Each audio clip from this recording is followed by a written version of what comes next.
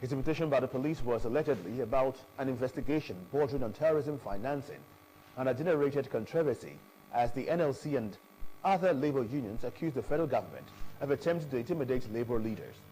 Before honoring the invitation, labor members had gathered at the headquarters of the Nigeria Labour Congress in solidarity with their president. As early as 8 in the morning, the labor leaders had started converging at the NLC headquarters to rally support for the number one worker in the country.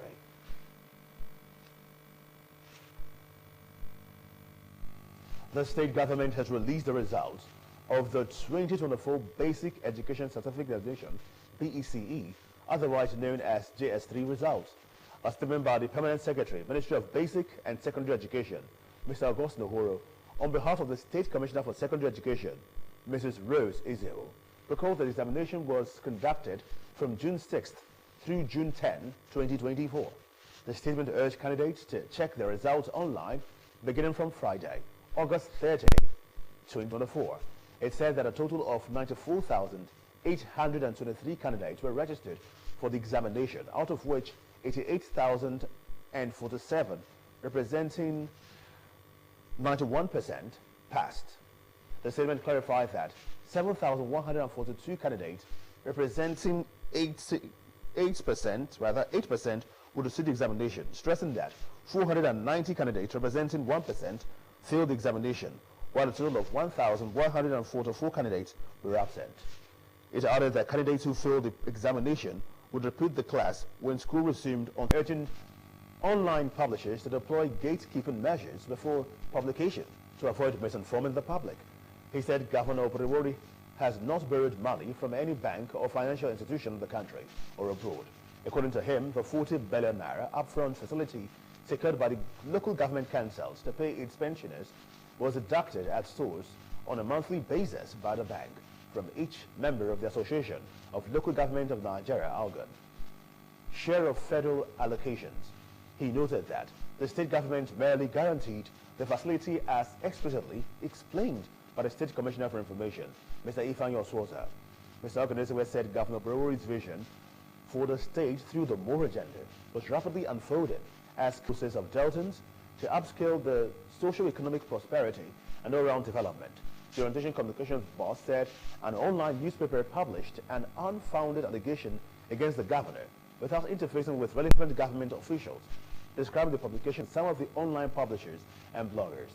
On Delta at 33, Mr. Oganesewe said Deltans are proud of the state's remarkable achievements since 1999 and commended the past military administrators and governors for their visible contributions to the development of the state, assuring that Governor Oborevwori's 8-year tenure would be monumental. The federal government has signed a Memorandum of Understanding (MOU) with Boeing, an aircraft manufacturer. A statement by the Special Assistant on Media and Communications to Minister of Aviation and Aerospace Development, Mr. Tunde Moshood, said development, among others, would facilitate aircraft acquisition. Mr. Moshood stated that it would catalyze improvements in Nigeria's aviation infrastructure and operational standards. The statement added that the signing ceremony took place yesterday at Seattle, Washington, USA, in the presence of key Nigerian aviation stakeholders, including executives from major Nigerian airlines, top management team of the Nigerian Civil Aviation Authority, NCAA, and representatives from the Airline Operators of Nigeria, AON. The MOU was signed by the Minister and Yes Yitvek, Boeing's Vice President of Commercial Sales and Marketing for Africa, marked a significant step forward in enhancing the operational efficiency and safety of Nigerian airlines while positioning them for growth in the global aviation market. The Minister of Power, Mr. Adebayo Adelabu, has received the draft copy of the National Integrated Electricity Policy and Strategic Implementation Plan expected to drive the positive change needed to transform Nigeria's electricity sector. Mr. Adelabu, who received the document in Abuja, said the draft policy document would be presented to the Federal Executive Council, FEC, in 6 weeks. Some industry experts and key stakeholders in the power sector put together the National Integrated Electricity Policy and Strategic Implementation Plan, a policy document that was targeted at addressing challenges in this sector. The policy document outlined interventions across the entire power value chain from generation and transmission to distribution and off-grid segments. The Power Minister said it was part of measures aimed at improving equitable access to electricity for all Nigerians, especially those in undeserved communities, creating an enabling environment for investment and integrating renewable energy sources to thrive. The power sector in Nigeria has been plagued with hydro-headed issues that has balked the electricity generation and affected Nigeria's industrialization. Mr. Adelabu explained the government has been working on ramping up power generation from about 4,000 megawatts to 6,000 megawatts in the next 6 months, while the remaining 75% was from gas plants. On April 3 this year, NEC raised electricity tariffs for customers enjoying 20 hours power supply daily. Customers in this category were said to be under the Band A classification. Since the increase, customers have been paying 225 naira kilowatts as against the previous 66 naira, a development that has been heavily criticized by many Nigerians, considering the current hardship in the country. The Chief of Defense Staff, CDS, General Christopher Gwabin Musa, has met the Chief of Staff of the Nigerian Armed Forces in Niamey, Republic of Niger, General Musa Salo, to forge a common goal towards deepening the fraternal bilateral relationship between Nigeria and Niger Republic on exploring opportunities to enhance security and cooperation. The defense spokesman, Brigadier General Tukar Gasol, in a statement said, during the meeting, both parties recognized the importance of sustained dialogue and collaboration in addressing mutual security challenges to strengthen the strategic partnership between the two countries. They emphasized the need to maintain and expand existing cooperations, including chiefs acknowledged the significant impact of proliferation of small arms and light weapons on security, saying that the widespread accessibility of weapons contributed to heightened instability and conflict in the region. They agreed to intensify efforts in curbing. The National Emergency Management Agency, NEMA, has said heavy rains and flooding that have wreaked havoc across the country in recent times have spread across 8 states, claiming 175 lives and displacing 207,902 others. Authorities have been urging residents in flood-prone areas to relocate as the rains persisted, following the Nigerian Meteorological Agency's warning about the downpour and called for preparedness for potential floods. Some state governments, in partnership with NEMA, has commenced moves to evacuate residents in flood-prone areas to avert further disaster. The Director General of NEMA, Mr. Zubeida Umar, revealed that the agency had activated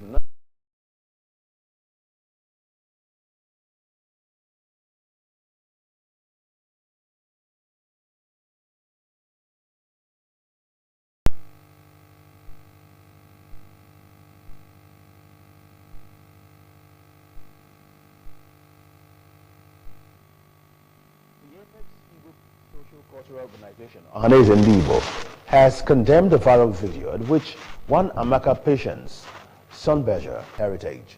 The group said there was no sufficient evidence that the lady who posted the video was Igbo, adding that she did not in any way portray the Igbo character of thoughtfulness, discretion, self-talk, asking the Igbo to poison the food of the Yoruba and Benin people. He said the miscreant promised to encourage other Igbos to poison Yoruba and Benin people. Dr. Obunaya, however, said their telephones had been inundated out the threats. The publicity secretary said the lady in the said video must be a depressed, drowning ethnic bigot, obsessed by negative side of history and unflinching satanic in orchestration, end of quote. It is disclosed that the Secretary General of Ohanaeze Ndigbo Worldwide, Ambassador Oke Emuche, decried the videotape on the social media. According to him, Ambassador Emuche vehemently condemned both the video content and the perpetrator as a mischief maker. He therefore assured the Afenifere, the entire Yoruba and Edo brothers, that the threat was from the depraved mind and should be ignored as idiotic, meaningless, and provocative. You're watching Delta TV Main News at 8. Still to come, President Joe Biden to meet his Chinese counterpart, Xi Jinping. Stay with us.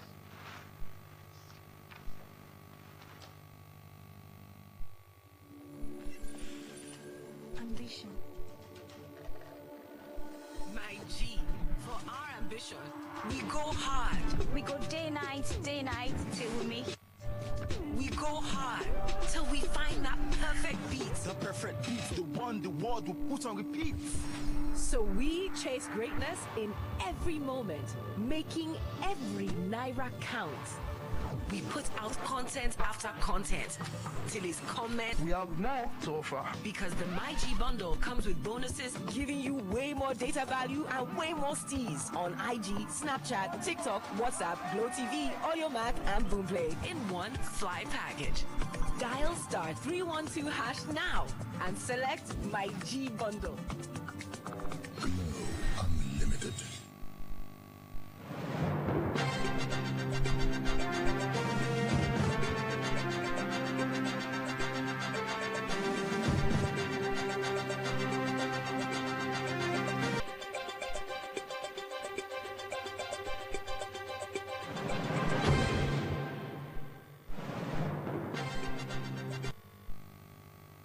The TV main news at 8. The Globals in its name is looking forward to talks with President Xi Jinping in the coming weeks. Top White House aide Jake Sullivan told the Chinese leader today as they met for Red Talks in Beijing.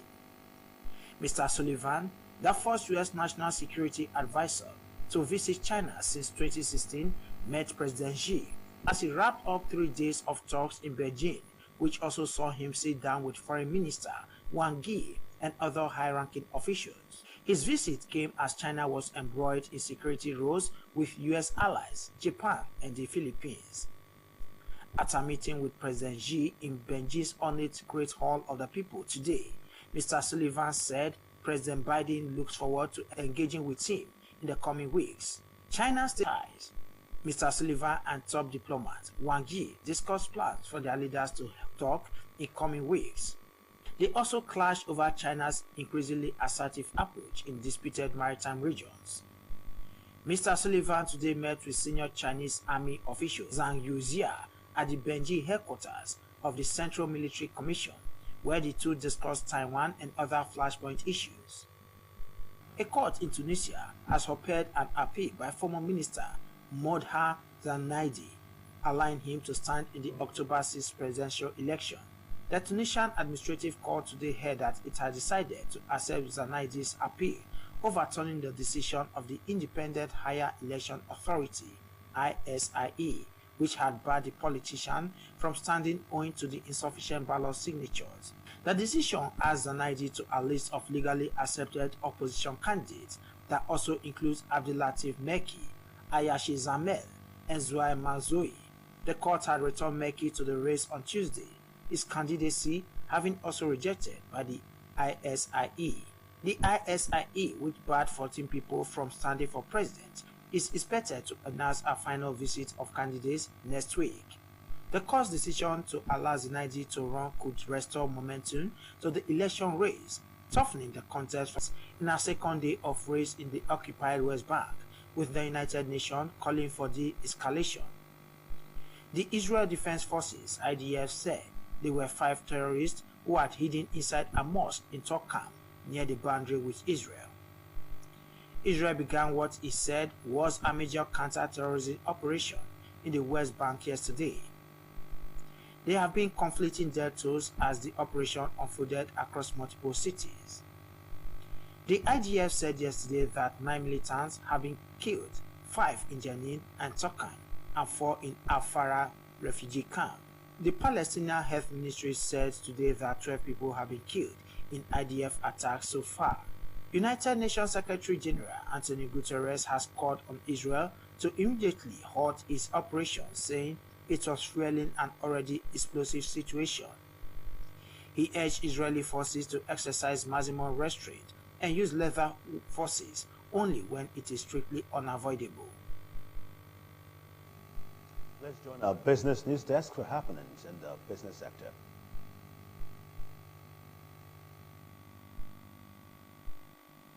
The Nigeria Export Promotion Council has reported that non-oil exports generated $2.7 billion in the first half of 2024, representing a 6.26% increase from the $2.5 billion recorded during the same period in 2023.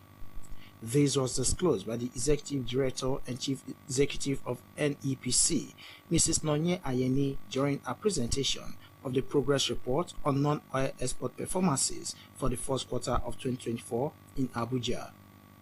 Mrs. Ayeni stated that the total volume of exports under review was 3.834 million metric tons, with 211 products exported, ranging from agricultural commodities to products from extractive industries. She noted that the performance indicates that Nigerian products were gradually diversifying. Latest inflation expectation survey for July 2024, which revealed that businesses in Nigeria are somewhat less pessimistic about current inflationary trends compared to households. That survey, which gathered insights from 1,600 businesses and 1,650 households across the country, indicated that 83.7% of respondents believed the current inflation level was high, with an overall index of -61.1. Businesses, however, reported a slightly less negative perception, with an index of -58.7, compared to households at -63.3 points. Large businesses expressed greater concern, with an index of 70.8. The IES highlighted that both businesses and households expect inflation to rise further over the coming months, driven primarily by energy price. 80% of the respondents believed that the current level of inflation was high, with inflation as particularly high, with an index of -66.4, while those earning of inflation increasing from 90.6 points to June to 91.8 points in July. Tigers are now ranked in 8th position, the latest ranking released by the Federation of International Basketball Association, FIBA, today.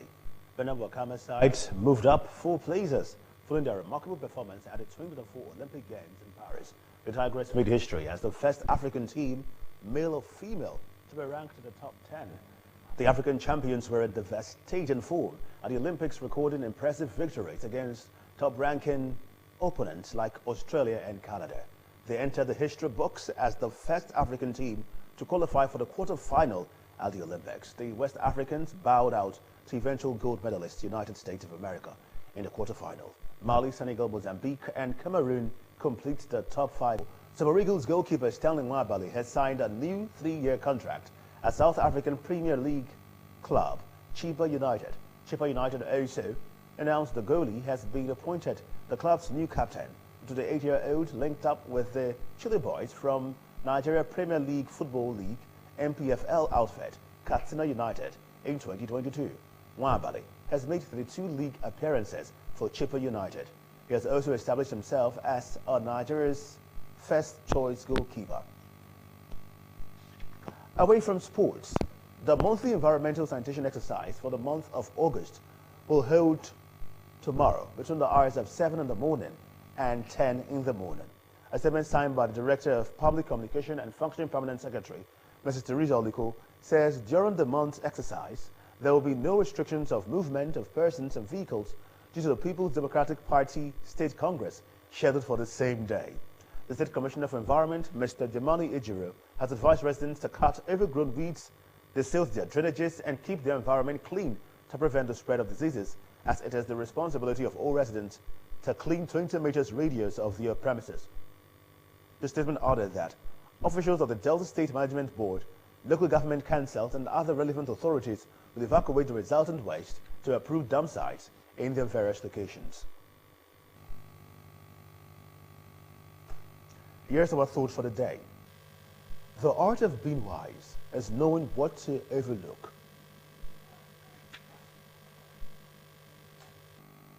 To end the news, the main points again. The federal government has appealed to the members of the National Association of Resident Doctors, NARD, to call off their 7-day warning strike. The Minister of State for Health, Dr. Tunja Lauza, made the call in Kaduna during a visit to the National Eye Center. The President of the Nigerian Labour Congress, NLC, Comrade Joe Ajero, has returned to the Labour House after honoring the invitation of the police. Comrade Ajero reported at the force headquarters in Abuja, accompanied by human rights lawyer Femi Falana, a senior advocate of Nigeria, SAN. The Delta State government has released the results of the 2024 Basic Education Certificate Examination, BECE, otherwise known as JS3 results. a statement by the Permanent Secretary, Ministry of Basic and Secondary Education, Mr. Augustine Ogoro, on behalf of the State Commissioner for Secondary Education, Mrs. Rose Ezewu, recalled the examination was conducted from June 6th